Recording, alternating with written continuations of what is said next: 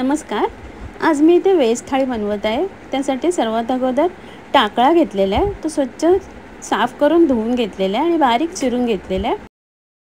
कढईमध्ये काढून घेते. त्यात बारीक चिरलेला कांदा, हिरवी मिरची, 5 तास भिजून ठेवलेली मुगाची डाळ घालते. थोडंसं पाणी घालून मिक्स करून घेते आणि झाकण लावून शिजायला ठेवते. 4-5 मिनिटांनी झाकण काढलेले आहे. भाजी पुन्हा एकदा मिक्स करून घेते. चवीप्रमाणे मीठ घालते, मिक्स करून घेते आणि झाकण लावून शिजायला ठेवते.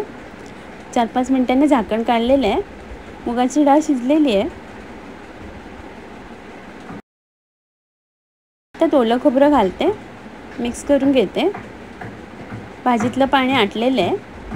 थोडीशी साखर घालते. तावकुळ्याची भाजी तयार आहे. इथे गाजर घेतलेले आहेत तासून, ते कापून घेते. अशा प्रकारे बारीक तुकडे करून घेते.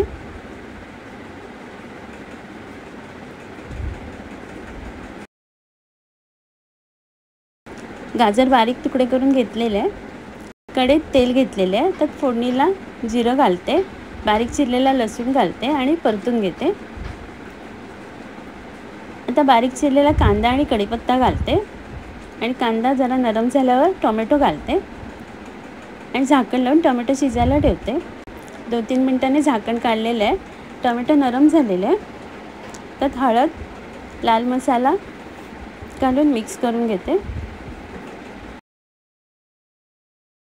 बारीक कापून ठेवलेला गाजर घालते आणि तेलावर परतून घेते 2-3 मिनटं. चवीप्रमाणे मीठ घालते, कोथिंबीर घालते आणि पुन्हा एकदा मिक्स करून घेते. पाणी घालून मिक्स करून झाकण लावून गाजर शिजायला ठेवते. 4-5 मिनिटांनी झाकण काढलेलं आहे. गाजर शिजलेलं आहे. त्यात ओलं खोबरं घालते.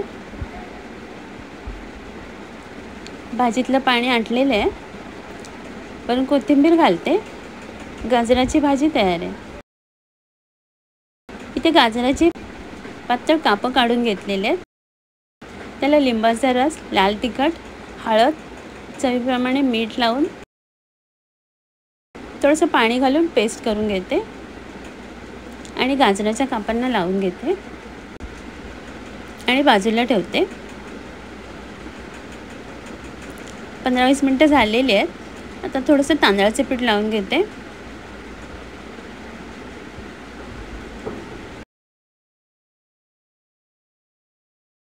पॅनवर तेल गरम करायला ठेवलेलं आहे. तेल गरम झालेलं आहे.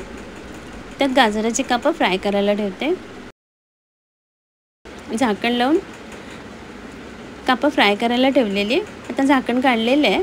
तर दुसऱ्या बाजूने फ्राय करून घेते. अशा प्रकारे 2-3 वेळा परतून गाजर शिजलेलं आहे. गाजराची कापं तयार आहेत. आता मी काढून घेते.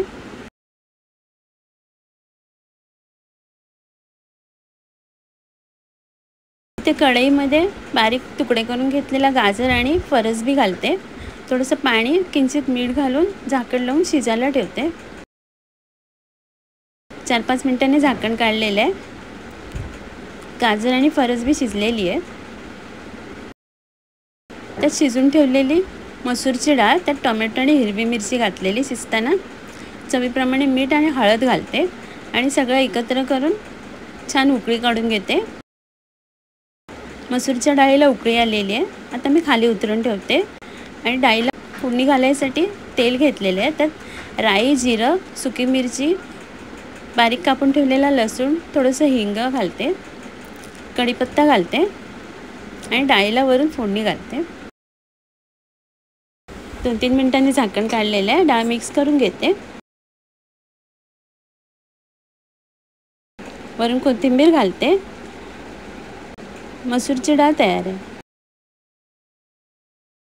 ते कढईत तूप घेतलेलं आहे. त्यात ड्रायफ्रूट्स परतून घेते. परतून झालेले आहेत. आता मी काढून घेते. इथे 1 वाटी गाजर किसून घेतलेला तो तुपावरती परतून घेते. इथे एका भांड्यामध्ये मिल्क पावडर घालते. त्यात थोडंसं गरम दूध घालून पेस्ट करून घेते. गाजर परतून झालेले आहे. त्यात दूध घालते. 2 वाट्या दूध घातलेले आहे. मिक्स करून घेते. दूध आटलेले आहे. त्यात साखर घालते आणि मिक्स करून घेते. साखर वितळलेली आहे. त्यात मिल्क पावडर पेस्ट करून घेतलेली घालते आणि 5 मिनिटं उकळून घेते. वेलची पावडर घालते. भाजून घेतलेले ड्रायफ्रूट्स घालते. गाजराची खीर तयार आहे.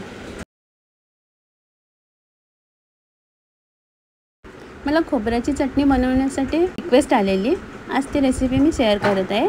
ओलं खोबरं, आलं, लसूण, थोडीशी चिंच, एक हिरवी मिरची तोडून घातलेली आहे, थोडीशी कोथिंबीर, पाणी घालते आणि चवीप्रमाणे मीठ घालून बारीक पेस्ट करून घेते.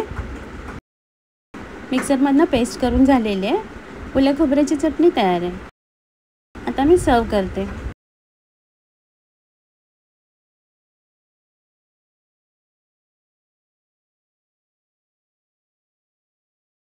आजचा व्हिडिओ पाहिल्याबद्दल खूप खूप धन्यवाद.